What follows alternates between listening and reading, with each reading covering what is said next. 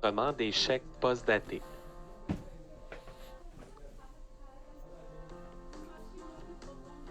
Lorsque des parents vous donnent une série de chèques, il est possible de les enregistrer. Ce n'est pas obligatoire, mais cela fait en sorte que vous avez une trace informatique dans votre logiciel. Advenant que vous perdez un chèque, mais vous avez l'information dans la base de données. Alors, pour enregistrer les chèques post-datés, il y a un assistant qui s'appelle Enregistrement des chèques post-datés. Alors, lorsque vous arrivez dans l'assistant à l'écran de bienvenue, on doit d'abord sélectionner le dossier. Alors, en cliquant sur les trois petits points, par exemple, si Hélène Drapeau nous a amené une série, par exemple, de 12 chèques post-datés, on peut les rentrer dans le système. Donc, ici, on doit répondre aux questions. Le nombre de chèques, 12. La date de réception. Donc, aujourd'hui, disons qu'on est le 18 février. On les a reçus aujourd'hui. La date du premier chèque. Donc, disons que la date du premier chèque est le 1er mars 2021. Le numéro, on regarde sur le chèque, numéro du premier chèque, numéro 101. Le montant, disons que c'est 172 $. Et l'intervalle entre chacun des chèques. Donc, dépendamment, ça peut être mensuel, aux 2 semaines, une fois par semaine ou aux 2 mois. Donc, la plupart des périodicités sont disponibles. Dans tous les cas, on peut mettre approximativement l'intervalle entre chaque chèque. Une fois que c'est fait, on fait suivant et à l'écran suivant, vous verrez les 12 chèques. Donc, toute modification est disponible à cet écran. On peut changer la date des chèques. Il se peut que, par exemple, la maman ait fait pour le mois de juin, par exemple, le chèque en date du 2 juin, par exemple. Donc, on peut modifier la date de chacun des chèques, ainsi que les numéros. Il peut y avoir une séquence de numéros qui se termine à 110, puis à partir de 110, ça tombe à 200. Alors, on peut modifier les numéros de chèques, ainsi que les montants. Donc, si ce n'est pas 12 chèques à montants égaux, on peut au besoin aller modifier le montant des chèques. Alors, une fois que ça c'est fait, on peut terminer. Au besoin, il y a un rapport qu'on peut imprimer à la fin, la liste des chèques post-datés. Donc, si on fait un aperçu, on peut imprimer ce genre de rapport-là et mettre ça dans l'enveloppe avec les chèques. Donc, c'est une trace que ça a été bel et bien rentré. Et on aura accès à ces chèques post-datés-là dans le dossier du parent. En fait, dans tous les dossiers parents, vous retrouverez l'onglet chèque post-daté. On va aller voir ça. Donc, si je vais, par exemple, dans service de garde, parents et responsables, donc si je vais dans le dossier de Hélène Drapeau, on voit, par exemple, qu'elle a l'onglet chèque post-daté ici. Bon, elle nous avait déjà fait une série de chèques. Peut-être que c'était pour son autre enfant. Et là, elle a, par exemple, un deuxième enfant qui vient au service de garde. Donc, elle a fait une deuxième série de chèques. Tous ces chèques post-datés sont là. Au besoin, si le parent vous contacte et demande de supprimer un chèque post-daté pour X raison, on peut venir ici dans son onglet, faire un clic droit, supprimer. Êtes-vous sûr de vouloir supprimer chèque post-daté? Oui.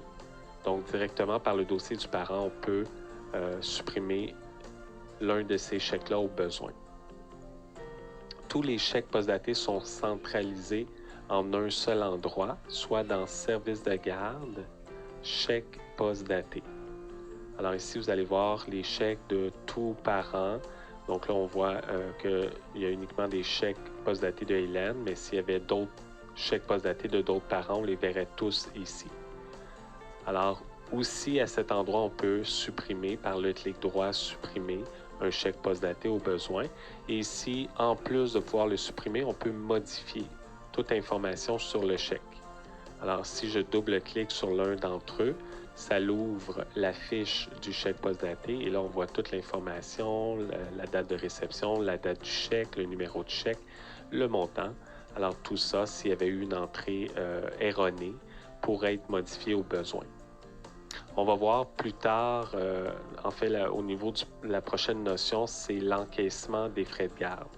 Alors, le fait d'enregistrer les chèques post-datés, on n'est pas en train de les encaisser. On ne fait que les enregistrer dans le système. et quand ils viennent à être encaissés à date, donc on va voir dans l'encaissement des frais de garde, il y a une option qui nous permet aussi d'inclure les chèques postdatés avant d'aller faire un dépôt à la banque. Alors, on va faire un lien entre ce qu'on vient de voir tout à l'heure quand on va voir l'encaissement et d'inclure ces chèques-là dans un futur dépôt. On va voir de quelle façon on pourra le faire ultérieurement. Alors ça, c'est uniquement la procédure pour enregistrer les chèques postdatés. Si vous imprimez des états de compte, il y a possibilité d'inclure l'information des chèques postdatés pour informer le parent que nous avons en main des chèques postdatés. Alors, je vais aller vous montrer ça. Si on va dans le centre des rapports, dans Service de garde, ensuite dans Facture, État de compte. Alors, voyez-vous, vous avez, lorsque vous demandez l'impression d'un état de compte, la possibilité d'inclure les chèques postdatés. Donc, dans la partie du bas de l'état de compte, le parent va pouvoir constater que nous avons enregistré dans notre système ces chèques postdatés. Ça lui donne un indice qu'il n'y a pas besoin de nous refaire d'autres chèques là, si toutefois le parent avait oublié qu'il nous avait fait des chèques postdatés. Alors voilà, c'est tout ce qu'il y a à voir au niveau des chèques postdatés. De plus en plus, les services de garde utilisent le mode de paiement par paiement préautorisé. On va voir une démonstration tout à l'heure aussi, mais il y a encore plusieurs services de garde qui fonctionnent au niveau de l'encaissement par chèque comptant. Donc, c'est quand même important de savoir un peu le fonctionnement à ce niveau-là aussi. Alors voilà, on va passer au prochain point.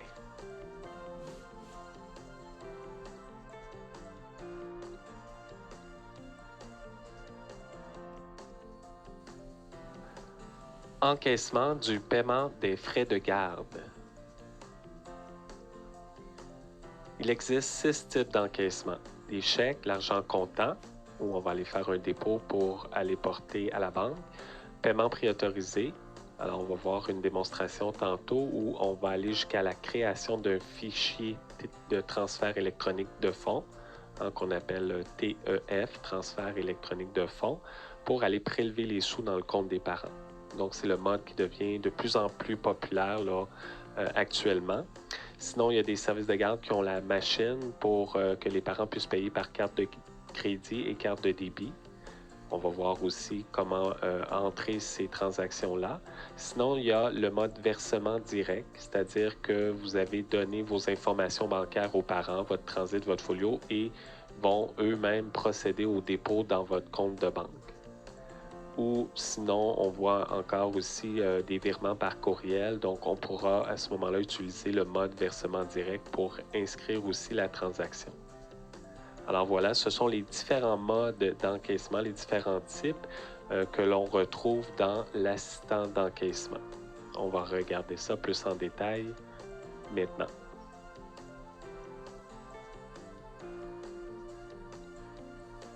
Peu importe le type d'encaissement que nous allons effectuer, parmi les 6 types que nous venons de voir, nous allons dans tous les cas utiliser le même assistant, soit l'assistant d'encaissement. Regardons à l'écran de bienvenue les différentes options que nous avons. Alors, l'assistant d'encaissement se retrouve dans Service de garde assistant encaissement. Il s'agit du 4e assistant dans la liste. Alors, regardons l'écran de bienvenue. Nous avons d'abord les dossiers que nous voulons. Est-ce qu'on veut toute installation confondue? Est-ce qu'on veut une installation en particulier? Si on gère plus d'une installation, la plupart du temps, les gens vont laisser toutes les composantes, mais encore, c'est relatif à la gestion. Si on a des directrices d'installation qui s'occupent de leurs propres installations, on a intérêt à aller chercher à ce moment-là, lors de notre encaissement, uniquement les parents de notre installation. Donc, on va sélectionner la bonne installation dans la liste. Il y a moyen aussi de pouvoir faire la sélection de dossiers par groupe. Donc, toujours, ça fait partie des possibilités par groupe. Et l'appartenance, est-ce qu'on veut l'appartenance à la date de l'encaissement au niveau des enfants ou à vie? C'est-à-dire, peu importe du moment que l'enfant a appartenu à ce groupe-là, qu'il soit actif ou archivé directement ici. Alors, c'est des options qui sont très détaillées ici. Donc, la plupart des gens vont laisser toutes les composantes pour être sûr de retrouver à l'écran suivant le ou les parents désirés.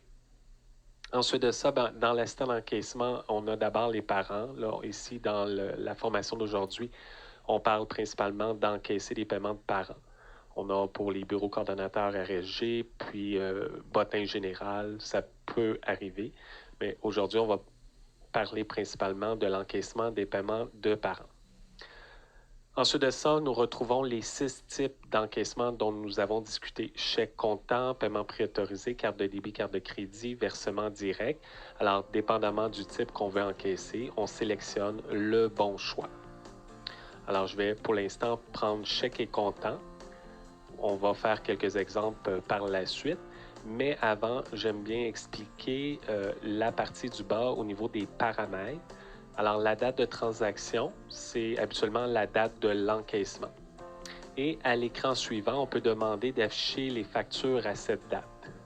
Donc, si vous êtes un service de garde qui facturez d'avance et qu'à l'écran suivant, vous voulez que les soldes des parents considèrent des factures qui ont été faites du futur, donc si vous facturez d'avance, donc vous devez décocher cette case-là ici, à ce moment-là. Ensuite, on a l'option afficher seulement les dossiers ayant un solde. Alors, à l'écran suivant, ce que ça veut dire, est-ce que je veux voir tous les parents, même ceux qui ont un solde à 0, ou je veux uniquement voir les parents avec un solde? La plupart du temps, on va laisser cette case cochée, puisque la plupart du temps, quand il y a un paiement, c'est qu'il y a un solde au dossier.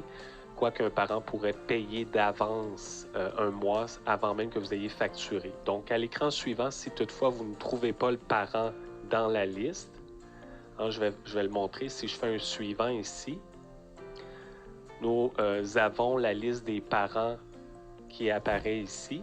Alors, ce sont tous des parents qui doivent des sous actuellement. On le voit ici, là, ils doivent tous des sous. Mais si le parent en question nous paye un montant, mais qu'il n'y a pas de solde, il ne sera pas dans la liste actuellement. Donc, à ce moment-là, il n'y a rien qui vous empêche de faire précédent et de décocher cette case. Afficher seulement les dossiers ayant un solde, je la décoche. Si je fais suivant de nouveau, on va voir que même les parents qui ont un solde à 0 apparaissent à l'écran ici. Voyez-vous ici, je vois la colonne du, là, beaucoup de 0. Donc, je pourrais encaisser dans la colonne paiement un paiement d'avance ici. Alors, cette case-là sert à ça. On a inclure les parents de la liste d'attente. On n'utilise plus vraiment ça. Et lorsqu'on reçoit des paiements en argent comptant, habituellement, on va vouloir gérer des reçus d'encaissement.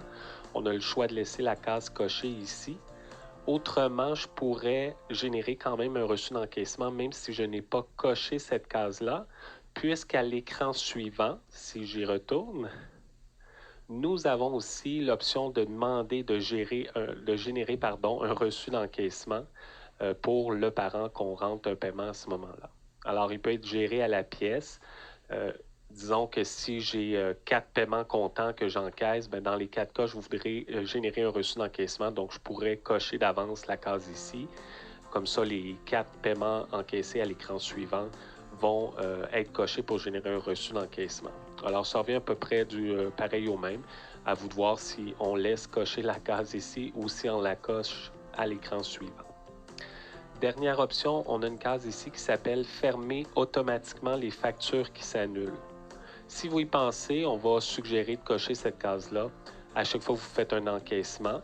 Par contre, ce n'est pas obligatoire. Si vous ne le faites pas, ça sera au moins une fois par année avant la production de vos relevés annuels que vous devrez faire la procédure d'encaissement zéro, une procédure que vous avez appris ou que vous allez apprendre dans la formation sur la production des relevés annuels. Alors, si on y pense, on la coche. Si on oublie, ce n'est pas dramatique, mais au moins avant de produire nos relevés, on va faire la procédure stipulée dans cette formation-là. Alors voilà. Donc, ça nous montre un petit peu les différents choix qu'on a à l'écran de bienvenue. Maintenant, on va faire quelques exemples d'encaissement par chèque et comptant. Encaissement, chèque et comptant.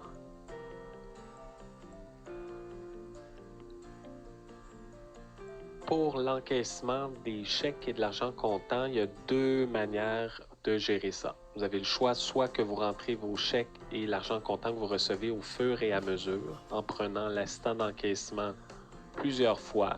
Chaque matin, après-midi, vous recevez des paiements et dès que vous recevez le paiement, vous le rentrez dans le logiciel. Deuxième manière, c'est que vous attendez que vous ayez tous les chèques et l'argent au moment où vous voulez aller à la banque. Vous venez prendre l'assistant d'encaissement une seule fois pour toutes rentrer vos transactions. Nous vous suggérons fortement de les rentrer au fur et à mesure pour la raison suivante. Si on perd un chèque ou de l'argent comptant est perdu ou volé, bien, on a une trace informatique dans le logiciel des paiements. Donc, on peut contrôler l'argent que nous avons en main ou dans notre tiroir ou dans notre coffre-fort versus qu'est-ce qui a été rentré dans le logiciel.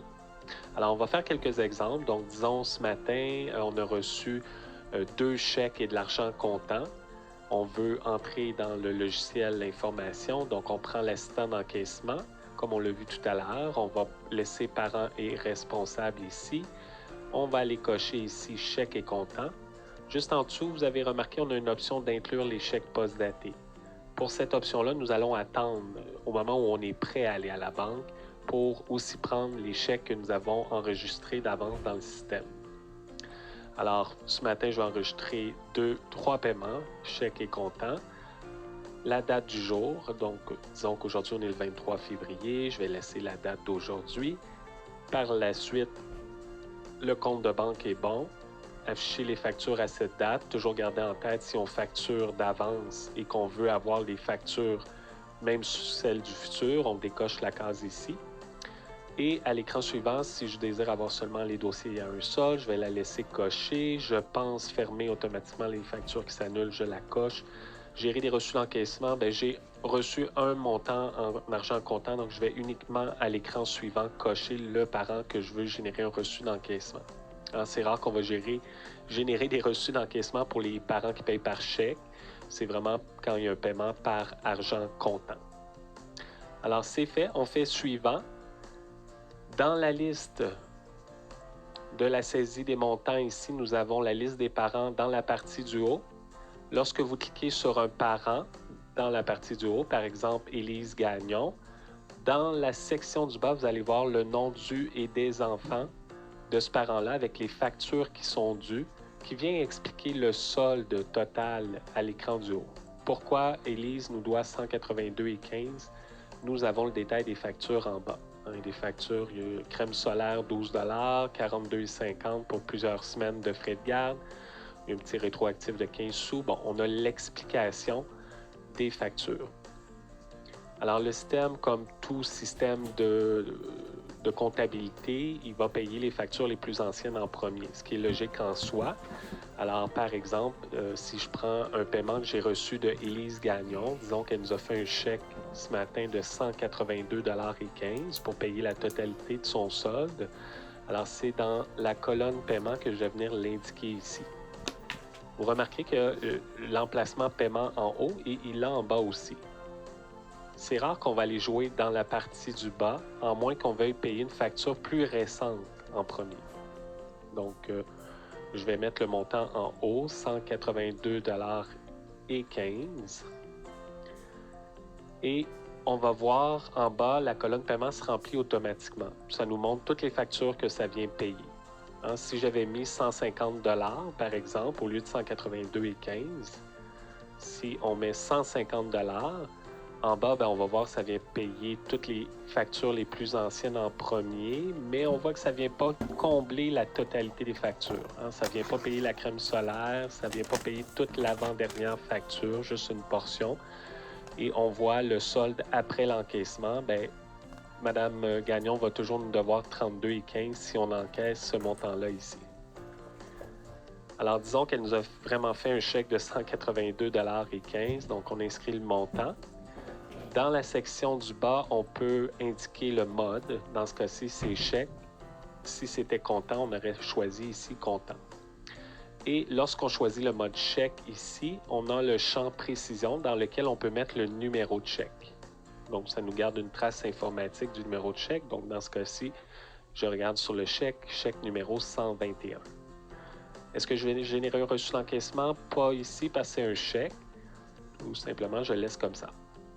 On a des choix de payeurs alternatifs bénéficiaires du reçu. On se sert très, très rarement de ces options-là. Ça pourrait arriver qu'un papa paye au lieu de maman, que je voudrais que le reçu aille au nom de maman, mais absolument, tant qu'à ça, on va tout gérer dans le dossier de maman, plutôt que de se garder là, une note qu'à chaque encaissement, il faut changer le bénéficiaire du reçu. Alors, assez rare qu'on va utiliser ces choix-là, mais c'est de savoir que s'il y a un paiement qui est reçu, puis on veut que le reçu aille au nom d'un autre payeur que le principal qui a payé, on peut le changer ici, là, mais on évite de trop jouer avec ça. Habituellement, c'est plus ou moins nécessaire.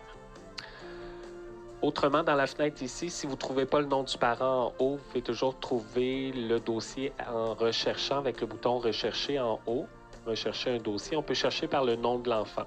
Fait que des fois, ça peut être plus rapide pour trouver le parent dans la liste. Alors, si par exemple, je mets Théberge, comme ça, avec Théberge, voyez-vous, il me trouve Denis Théberge, le payeur. Donc, en cliquant dessus, il va m'amener dans la liste des parents directement sur le bon parent. Alors, des fois, c'est plus rapide. Là. Si ça fait 30 secondes qu'on cherche, on ne trouve pas, on peut utiliser le bouton « Rechercher un dossier ». Donc là, j'ai encaissé mon 182,15 d'un parent. J'ai un autre parent qui m'a payé aussi, Ginette Rivet. Elle m'a fait un chèque aussi de 170,15. Comme ça. Et le chèque numéro 026, on l'inscrit ici. Et j'ai Ingrid Tanner qui m'a payé. Elle m'a donné 200 $ en argent comptant. Elle a dit je sais que je dois moins, mais ça ira sur mon solde du mois d'après. Alors, il y a toujours moyen d'encaisser un montant plus haut aussi. À ce moment-là, qu'est-ce que ça fait? C'est que ça va venir payer évidemment toutes les factures dues. Si je mets par exemple 200 $ ici, dans son cas, c'est comptant, donc je vais venir choisir comptant. Et on va voir que ça va générer, en descendant ici plus bas, en jaune, un perçu d'avance. Donc, je viens encaisser 17,85 $ de plus que son solde. Alors, ça génère une facture perçue d'avance qui sera appliquée aux prochaines factures qui seront effectuées ultérieurement. Alors, disons donc aujourd'hui, ce matin, aujourd'hui, c'est les 3 paiements que j'enregistre. Dans le cas de Mme Tanner, je veux générer un reçu d'encaissement. Donc, je vais cocher « Générer un reçu d'encaissement » ici. On peut expliquer à l'écran avant de faire terminer aussi, avant de mettre fin à l'assistant, on peut toujours se réviser en cochant la case en haut, afficher seulement les dossiers avec un paiement. Ça nous permet de nous reconfirmer. Dire oui, ok, 200, ça c'est beau, tout est beau, parfait, puis là on pourrait faire terminer. Sinon, il y a un autre bouton en bas dont on peut parler, c'est le bouton tout encaisser. Ça, c'est plus pratique quand vous faites un seul encaissement. Là, vous savez que la grande majorité de tous les parents ici ont payé. Si vous faites tout encaisser, ça va mettre le solde, le paiement du solde dans la colonne paiement pour tous les parents. Alors, quand vous faites un encaissement, puis que c'est quasiment tous les parents qui ont fait un paiement, bien, vous pouvez faire tout encaisser. Après ça, il vous reste les numéros de chèque à les mettre ou si c'était comptant, c'est beaucoup plus rapide. Puis si vous avez, je ne sais pas moi, par exemple, 65 parents qui ont payé sur 80, bien, vous pouvez faire tout encaisser puis aller mettre à zéro seulement ceux qui n'ont pas fait de paiement. C'est plus rapide que d'aller mettre 65 paiements à la main, là, manuellement, dans chaque dossier. Alors, le bouton tout encaisser, pas toujours utilisé, mais peut être pratique par moment. Le bouton « Tout mettre à zéro » en bas, on va s'en servir ça plus dans le mode d'encaissement préautorisé. Alors, dans chèque comptant, on s'en sert très peu. Donc, à ce stade-ci, je vais plus ou moins l'expliquer. Lorsqu'on fera la démonstration pour l'encaissement par paiement préautorisé, j'expliquerai à quel moment c'est pratique. Mais en gros, c'est que ça va mettre à zéro tous les paiements. S'il y a des paiements qui sont dans la colonne paiement, ça va mettre tout à zéro ces montants-là. Dans ce cas-ci, c'est déjà à zéro pour la plupart, donc c'est pas vraiment pratique. Comme dans pas mal tous les assistants, on a un bouton pause. Je vous rappelle que le bouton pause nous permet d'aller consulter un élément dans le logiciel sans nécessairement faire un changement, mais pour aller vérifier une information. puisque pendant qu'on est dans l'assistant, on ne peut pas aller dans le logiciel. C'est bloqué. Donc, si on veut aller vérifier quelque chose, on peut faire pause. Ça nous sert de l'assistant temporairement. On peut aller vérifier un élément. On revient dans l'assistant d'encaissement et le logiciel nous ramène exactement où nous étions dans l'encaissement. Alors voilà, donc disons qu'on termine l'assistant. Lorsque je fais terminer, les écritures comptables d'enregistrement de paiement se font.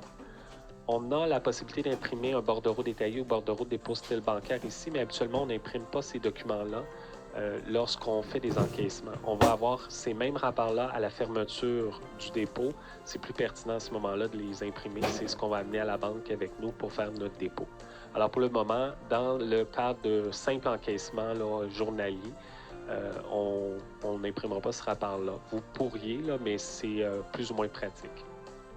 On s'en sert vraiment quand on va à la banque. Je vais montrer la procédure tout à l'heure. Reçu imprimé, j'ai demandé un reçu d'encaissement.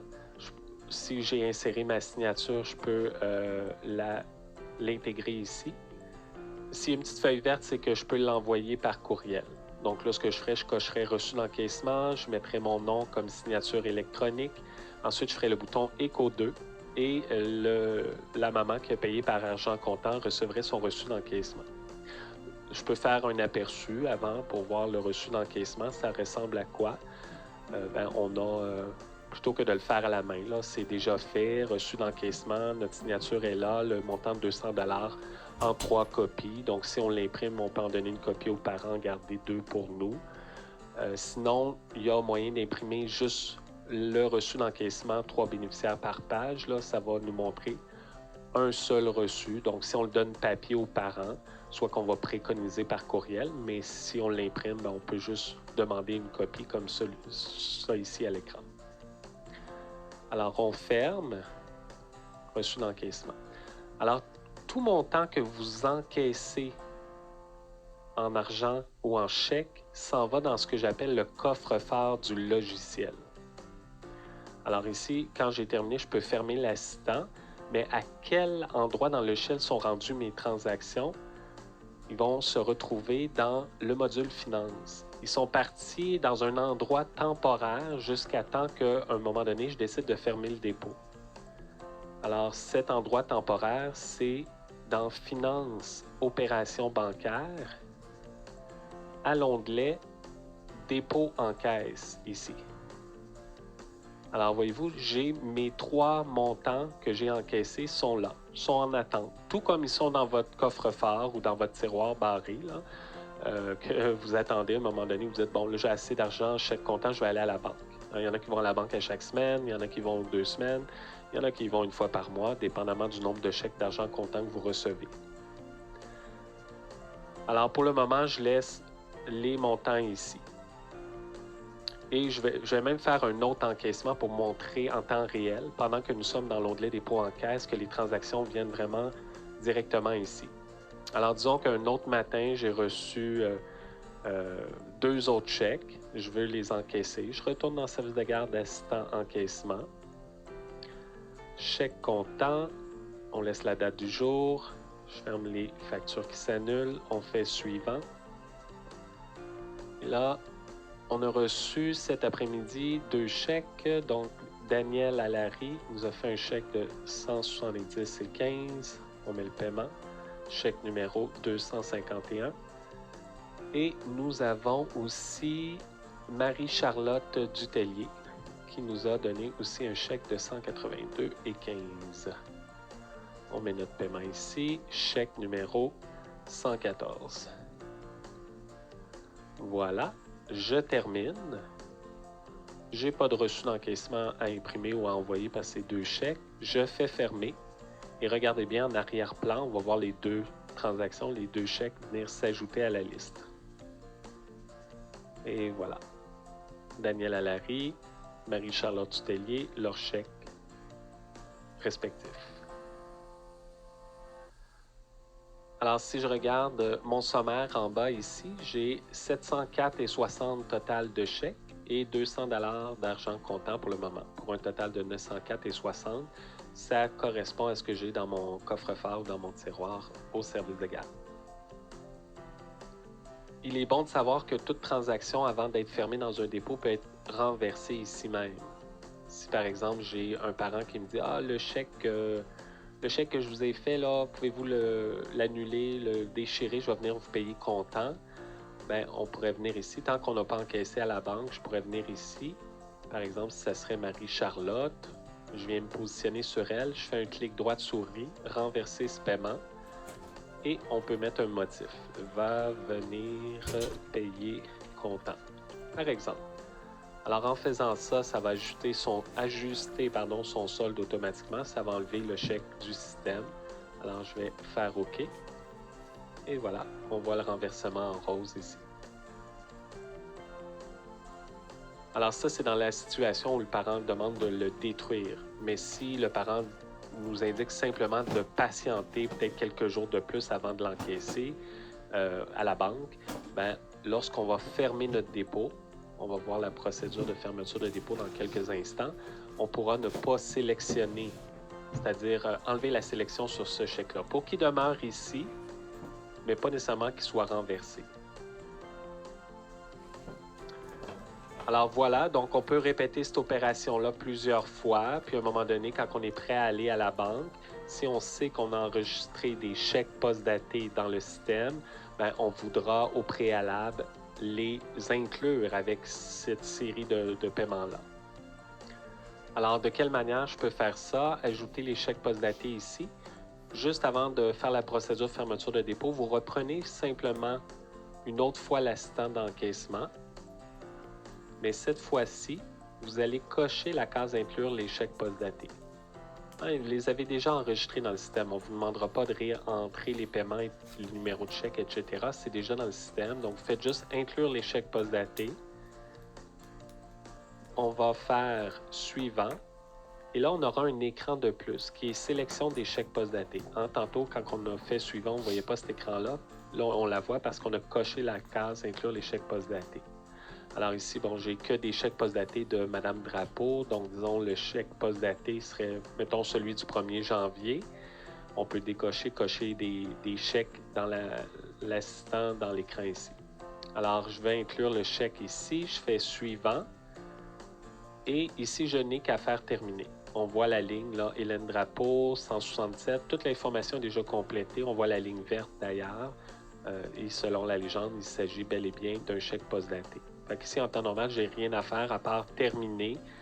Et c'est ce qui va faire que le ou les montants de chèques post-datés vont venir s'ajouter ici dans la liste. Et on le voit, Hélène Drapeau est venue s'ajouter dans mon coffre-fort du logiciel. Alors, disons que là, on est prêt. On veut aller à la banque cet après-midi avant de retourner à la maison. Donc, je vais faire ma procédure de fermeture de dépôt. Il y a deux manières différentes de le faire. Soit que vous venez ici à l'onglet dépôt en caisse et que vous faites le petit coffre-fort en haut à droite, le petit icône, le dernier de la liste, qui s'appelle fermer le dépôt. Ça, c'est la première méthode.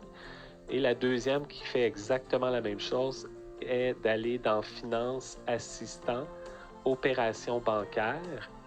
Dans la liste des opérations, vous allez trouver le troisième avant-dernier qui s'appelle « Fermer un dépôt ». Alors, si je fais « Suivant », je vais avoir toutes les transactions qu'on voyait dans l'onglet « Dépôt en caisse » pour fermer le dépôt. Alors, soit que je vais par l'assistant ou le raccourci, je vais annuler ici, montrer le raccourci avec le petit coffre-fort, soit que vous venez cliquer à l'onglet « Dépôt en caisse », le petit icône « Fermer le dépôt » ici. Vous voyez, c'est le même écran, la même fenêtre qui apparaît. Alors, on s'assure de la bonne date du dépôt. On est le 23 aujourd'hui, on va aller à la banque cet après-midi, donc je laisse la date. Si je préparais mon dépôt pour aller à la banque demain, bien, je pourrais mettre ici le 24 février. Donc ici en haut, c'est vraiment la date de dépôt à la banque. Ensuite, on a parlé d'exclure des transactions. Donc, s'il y a une maman qui m'a demandé de patienter avant d'encaisser son chèque, bien, j'ai le choix ici. Élise Gagnon, par exemple, elle m'a dit « Ah, attendez quelques jours avant de l'encaisser, sinon il n'y aura pas de fonds dans mon compte. » Alors, c'est ici que je peux le décocher pour l'exclure du dépôt. Une fois qu'on a gardé toutes les transactions désirées, on peut faire « Terminer ». Et c'est là qu'on va pouvoir imprimer le bordereau de dépôt style bancaire. C'est bien. Donc ici, par exemple, je vais cocher bordereau dépôt style bancaire. Habituellement, j'imprimerais. Je pourrais faire 2 copies, une pour nous, une pour la banque. Alors, je vais faire un aperçu pour qu'on voit ensemble le rapport. On va l'agrandir. Donc, voilà. On a la date de dépôt, on a vos informations bancaires, le nom des parents, le mode de paiement, chèque ou comptant, le total de tous les paiements ensemble. En bas, une fois qu'on l'a imprimé, on peut juste ventiler à la main le nombre de 5, 10, 20, 50 ou 100 $. Puis s'il y a de la monnaie, on peut même l'écrire ici pour notre total de 200 $. On signe, c'est tout ce qu'on a à faire. Dans ce cas-ci, la signature électronique, on ne peut pas la mettre, donc on le signe vraiment à la main. Et on peut aller à la banque avec nos chèques et notre argent comptant. Comme ce l'est dans la vraie vie, une fois que vous avez été à la banque, les chèques et l'argent comptant ne sont plus dans le coffre-fort, dans le tiroir. Donc, c'est le même principe dans le logiciel. Si je ferme mon assistant ici, toutes mes transactions, excepté celles que je n'avais pas conservées, restent ici. Mais le dépôt en soi est rendu dans mes opérations bancaires, dans ma comptabilité. Alors, c'est plus dans le coffre-fort du logiciel.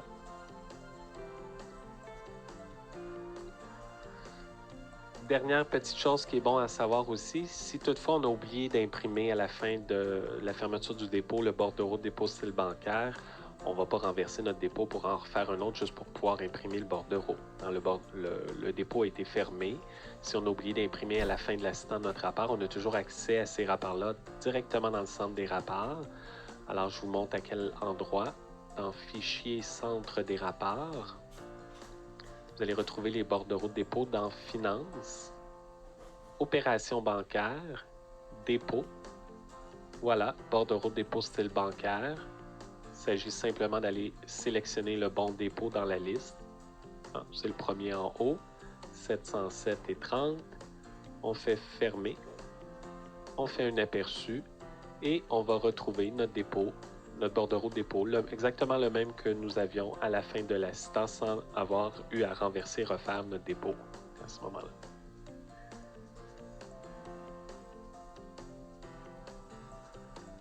Si pour X raison, vous avez besoin d'imprimer la liste détaillée des dépôts que vous avez fait dans l'année, dans un mois, vous avez les rapports liste de dépôts aussi que vous pouvez toujours venir imprimer.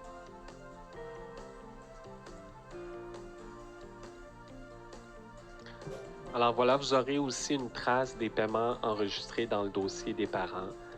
Si on va observer rapidement dans le dossier d'un des parents, il y avait Daniel Allary, premier parent ici sur la liste. Si je vais dans son dossier à l'onglet Paiement, je vois son paiement ici.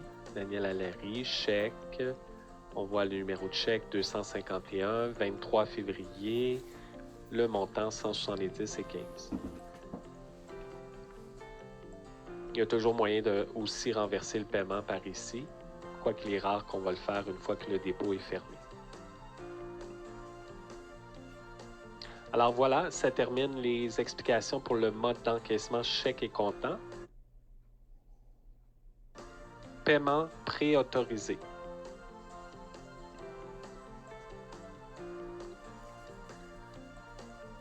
Avant de voir la procédure d'encaissement par paiement préautorisé, sachez qu'il existe un guide disponible sur le portail sur la procédure de transfert électronique de fonds.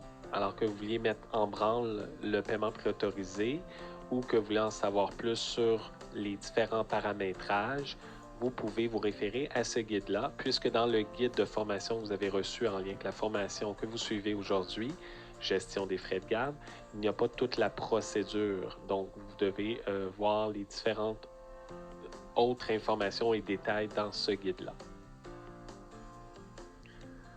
Alors, disons qu'on est prêt, on va voir la procédure pour procéder de A à Z, donc l'encaissement jusqu'à la création de notre fichier de transfert électronique de fonds qu'on va envoyer à la banque.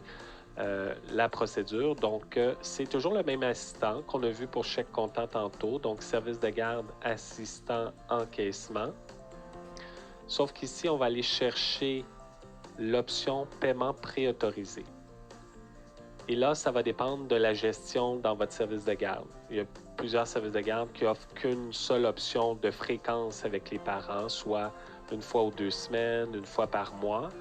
Il y en a que c'est à chaque semaine. Donc, dans les dossiers parents, on peut indiquer la fréquence qui a été entendue entre vous et les parents dans chaque dossier. Alors, évidemment, si tout le monde est mensuel, bien, ici, je n'ai pas d'intérêt à choisir une fréquence en particulier dans la liste déroulante fréquence.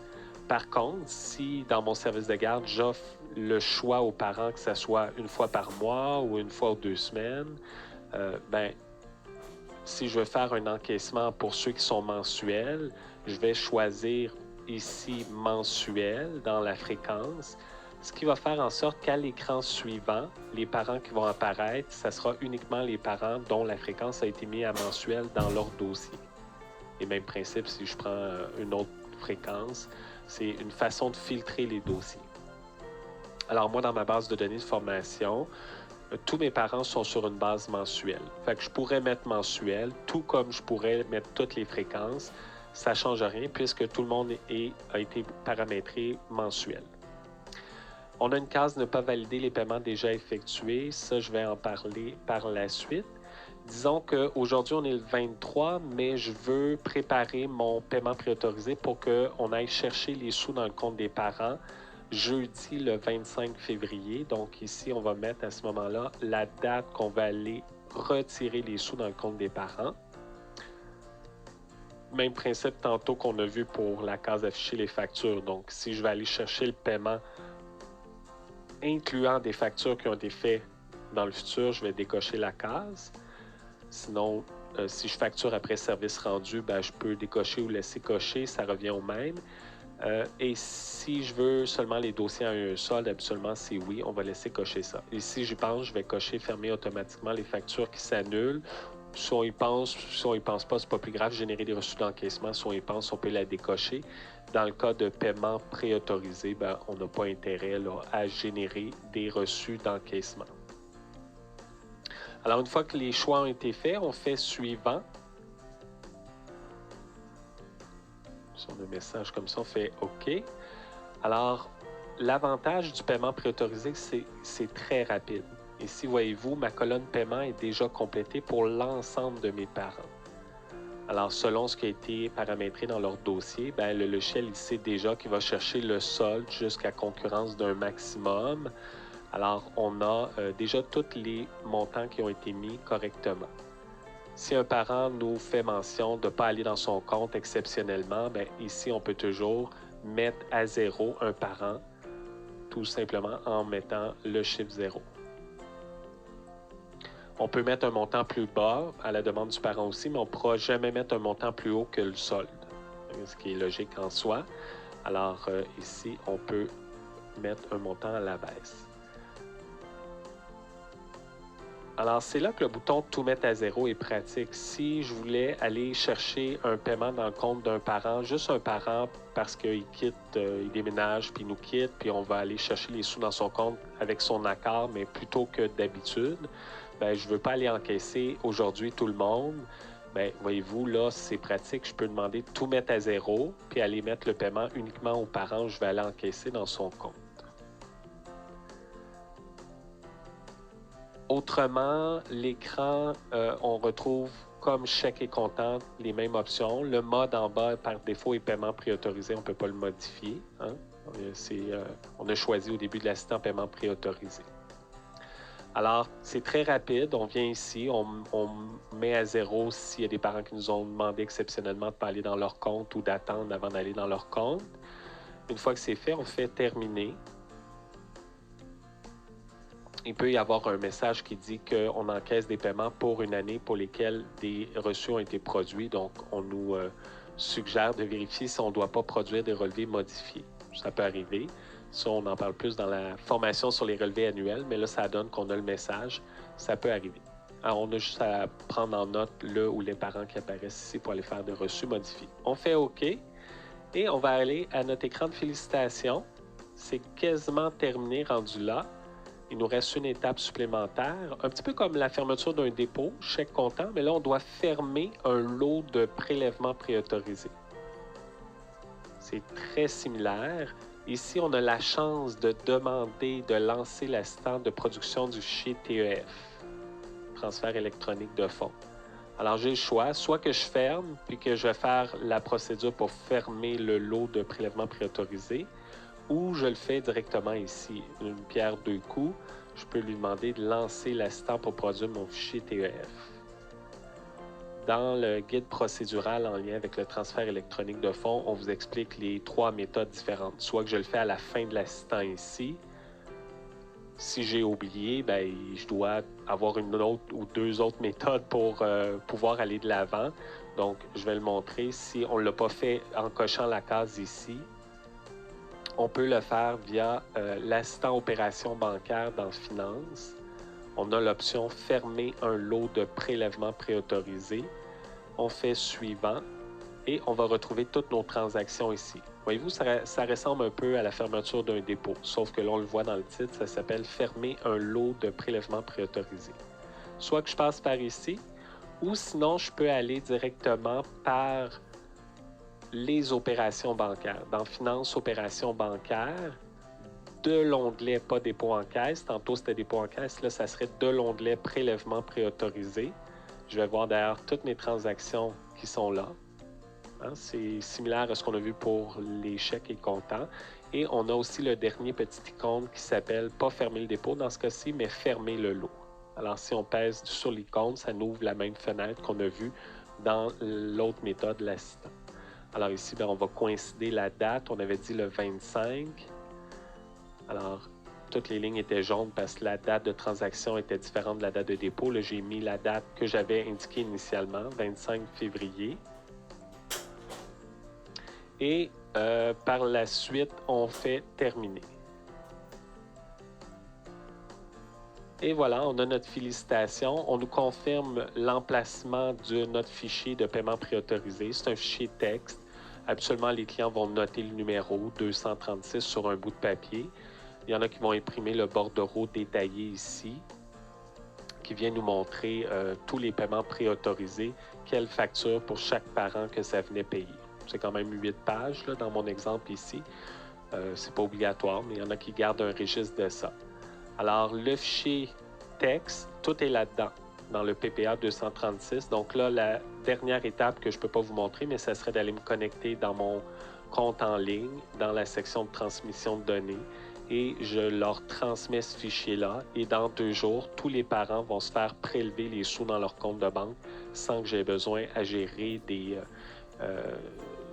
sans qu'il y ait de la gestion manuelle, en fait, de donner de l'argent comptant, des chèques, tout ça. C'est rapide. Puis, tu sais, même si vous avez 90% de vos parents qui payent de cette manière, bien, ça fait juste 10% qui reste à gérer des chèques et de l'argent comptant ou des transferts autres.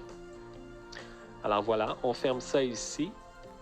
Donc, toutes mes transactions disparaissent parce que mon lot de prélèvements préautorisés est maintenant fermé et parti dans la liste ici de mes opérations bancaires. Alors voilà, ça termine la démonstration pour le paiement préautorisé. Regardons les autres types qui restent pour les encaissements. Encaissement par carte de débit et carte de crédit. Si votre service de garde a la machine afin que les parents puissent payer par carte de crédit ou carte de débit, la procédure d'encaissement est très similaire à chèque et comptant, excepté que vous n'aurez pas de fermeture de dépôt à faire. Alors, on prend l'assistant encaissement. Nous allons prendre cette fois-ci l'option carte de crédit et carte de débit en laissant la date du jour qu'on a fait le paiement par la machine. Les options qu'on a vues sont toujours valides. On fait suivant. Et on retrouve, bon, dans ce cas-ci, certains parents qui nous doivent encore des sous, certains sont au crédit. Donc, si par exemple, Brenda Novak nous a payé son 170$, son solde dû au dossier par carte Visa, c'est dans la section du bas où on pourra mettre le mode. On a comme choix Mastercard, Visa, American Express, autre carte de crédit, carte de débit. Alors, on choisit le bon mode avec l'expiration qu'on peut venir indiquer ici avec le mois et l'année. Par exemple, septembre 2023. Et on met le paiement dans la colonne paiement, 170 $. À noter qu'il n'y a pas de lien entre le logiciel et la machine. Donc, c'est pourquoi on doit manuellement venir enregistrer la transaction dans l'assistant d'encaissement de façon à ce que le solde du parent soit ajusté automatiquement et qu'on ait une trace dans nos opérations bancaires du module finance et que ça aille dans la comptabilité. Alors, si je fais fermer ici, terminer, on retrouve notre assistant de fin. On peut toujours imprimer un bordereau détaillé si on le veut. Parfois, on peut toujours brocher ça avec le petit reçu là, de la machine. Mettre ça dans une enveloppe en lien avec les paiements par carte de crédit, carte de débit. Alors, c'est rendu déjà dans les opérations bancaires. Je n'ai pas autre chose à faire ici. Encaissement de versement direct. Alors, il s'agit du dernier mode d'encaissement, service de garde assistant encaissement, qui est le versement direct. Les versements directs, ce sont les transactions lorsque le parent a fait le dépôt directement dans votre compte bancaire de votre service de garde, parce qu'il a vos informations bancaires, votre transit, votre folio. Alors, c'est le parent qui fait le dépôt. C'est un mode assez rare qui demande beaucoup de gestion. Certains services de garde l'utilisent, mais encore là, ça fait que vous devez rentrer chaque transaction. Donc, il y a quand même beaucoup de gestion à ce niveau-là. J'ai reçu aujourd'hui le paiement d'un parent qui a été versé dans mon compte de banque. Je prends versement direct, je fais suivant. Ou je peux, une fois par semaine, venir prendre l'encaissement puis venir enregistrer tous les paiements qui sont rentrés cette semaine. C'est pas nécessaire de prendre l'assistant d'encaissement pour un parent uniquement. Alors ici, je pourrais enregistrer par exemple 187,35 $. Ici, je pourrais rentrer par exemple un 12 $ ici et faire terminer. Ici, le mode, c'est versement direct, on n'a pas d'autre choix. On fait juste rentrer les paiements, terminer, et ça s'en va directement dans la comptabilité et ça va ajuster les soldes de ces parents-là automatiquement aussi. Alors, on fait fermer et voilà, c'était le dernier mode d'encaissement.